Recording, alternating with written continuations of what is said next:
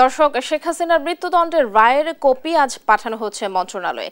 এ নিয়ে জানাতে আন্তর্জাতিক অপরাধ ট্রাইব্যুনাল থেকে সরাসরি যোগ দিচ্ছেন সহকর্মী সাবরিনা মজুমদার। সাবরিনা, রায়ের কপি কখন নাগাদ মন্ত্রণালয়ে পাঠানো হবে জানাবেন?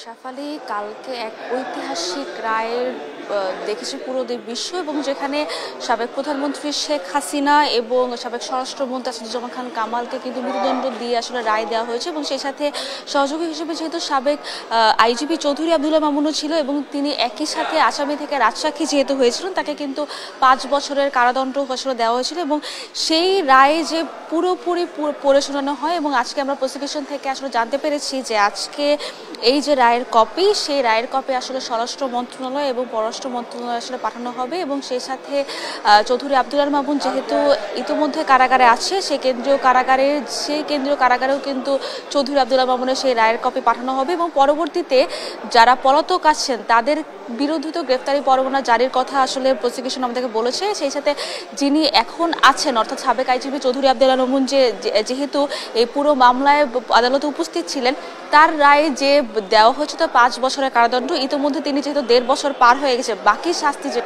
সেটি কিন্তু তিনি ভোগ করবেন।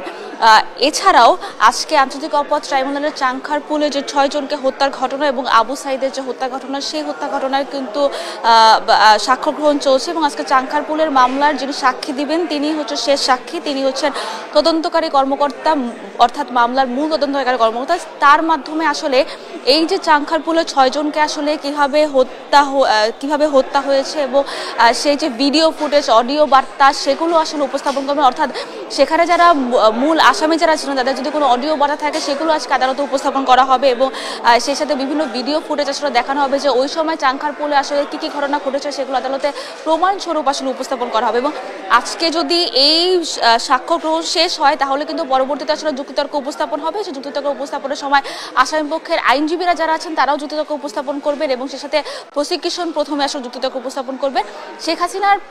শেখ হাসিনার মামলা আমরা যদি দেখেছি 6 জন যুক্তিতর্ক উপস্থাপন করেছিল, তো এইবারে আসলে দেখা যাবে যে চাংখারপুলের মামলা আসলে কতদিন ধরে যুক্তিতর্ক উপস্থাপন হবে, এবং যুক্তিতর্ক উপস্থাপনের পরপরই কিন্তু আসলে রায়ের দিন আসলে ধার্য করা হবে, এবং সেই দিন আসলে চাংখারপুর মামলাও আসলে রায়ের দিকে আসলে যাবে। অর্থাৎ তো এখন পর্যন্ত আসলে যেহেতু সাক্ষ্য গ্রহণ শুরু হয়নি, সাক্ষ্য গ্রহণ শুরু হলে সেফালে আমি আপনার মাধ্যমে দর্শকদের জানতে পারবো যে তদন্তকারী কর্মকর্তা থেকে আসলে কি